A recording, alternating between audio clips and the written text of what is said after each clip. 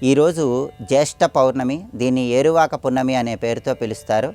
ఈ సందర్భంగా ఎలాంటి ముఖ్యమైన విధి విధానాలు పాటిస్తే సమస్త శుభ ఫలితాలు చేకూరుతాయో నేటి శుభం లాభం అనే శీర్షికన పరిశీలిద్దాం. జ్యేష్ఠ పౌర్ణమి నాడు వ్యవసాయదారులందరూ కూడా హలకర్మను ప్రారంభిస్తారు.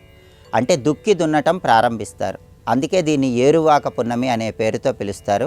ఈ జ్యేష్ఠ పౌర్ణమి రోజు వటసావిత్రి వ్రతాన్ని మహిళామణులు ఆచరించడం ద్వారా దీర్ఘ సుమంగళితత్వాన్ని సిద్ధింపజేసుకోవచ్చని ధర్మసింధు, నిర్ణయ సింధు, చతుర్వర్గ చింతామణి అనే ప్రామాణిక గ్రంథాలన్నీ తెలియజేస్తున్నాయి.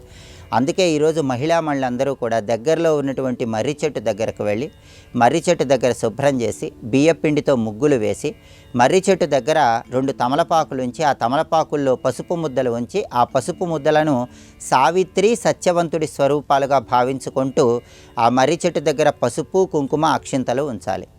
ఆ తర్వాత ఒక ప్రత్యేకమైనటువంటి సంకల్పం చెప్పుకోవాలి. ఆ సంకల్పం ఏంటంటే, మమ వైధవ్యాది సకల దోష పరిహారార్థం బ్రహ్మ సావిత్రి ప్రీత్యర్థం సత్యవత్ సావిత్రి ప్రీత్యర్థం వటసావిత్రి వ్రతం అహంకరిష్యే అని సంకల్పం చెప్పుకొని ఆ తర్వాత మర్రి చెట్టు చుట్టూ నమో వైవస్వతాయ అనే మంత్రం చదువుకుంటూ 108 ప్రదక్షిణలు చేయాలి. 108 ప్రదక్షిణలు చేయలేని వాళ్ళు వీలైనన్ని ప్రదక్షిణలు చేయండి. మర్రి చెట్టుకు ప్రదక్షిణలు చేయడంతో పాటుగా మర్రి చెట్టుకు మహిళామణులు పసుపు రంగులో ఉన్న దారాన్ని చుట్టాలి. ఆ తర్వాత మర్రి చెట్టు సమీపంలో ఎవరికైనా పండ్లు దానం ఇవ్వాలి. వేద పండితులకు పండ్లు దానం ఇస్తే మంచిది, లేదా మహిళామణులకు తాంబూల దానం ఇస్తే మంచిది. దీన్ని వటసావిత్రి వ్రతం అనే పేరుతో పిలుస్తారు. మర్రి చెట్టుకు హారతి ఇవ్వటం, ధూపం వేయటం కూడా విశేషమైన శుభ ఫలితాలను కలిగింపజేస్తుంది.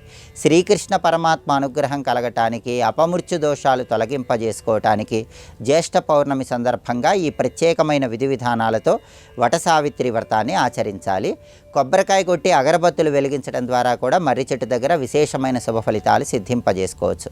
అలాగే ఈరోజు పూరీ క్షేత్రంలో జగన్నాథ స్వామి వారికి స్నానోత్సవాన్ని నిర్వహిస్తారు.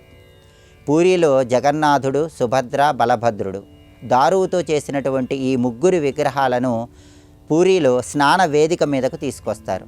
ఆ తర్వాత 108 కలశ జలాలతో ఆ విగ్రహాలకు స్నానం చేయించి ఆ తర్వాత అనసార అనే ప్రత్యేకమైనటువంటి చీకటి గదిలో ఏర్పాటు చేస్తారు.